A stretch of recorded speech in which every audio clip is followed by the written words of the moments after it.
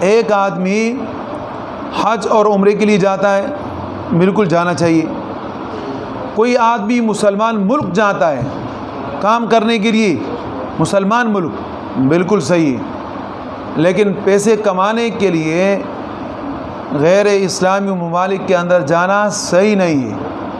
یہ نہیں کہا جا سکتا کہ وہاں جا کے پیسہ کمائیں گے تو وہ پیسہ کمانا ان کے لیے حرام نہیں ہے، لیکن پیسوں کی خاطر انسان اتنی مشقت کو برداشت کرے، تکلیف کو اٹھائے، پیسے دے، ایجنٹوں کے ذریعے سے کشتیوں میں جائے اور پھر سمندر کے بیچ میں جا کے بیچارے بھوکے پیاسے وہاں شہید ہو جائے، مر جائے یا بچ جائے، تو یہ صرف اور صرف پیسوں کی خاطر ہے۔ تو پیسوں کی خاطر اپنے ملک کو چھوڑ کے غیر مسلم ملکوں کے اندر جانا صحیح نہیں ہے۔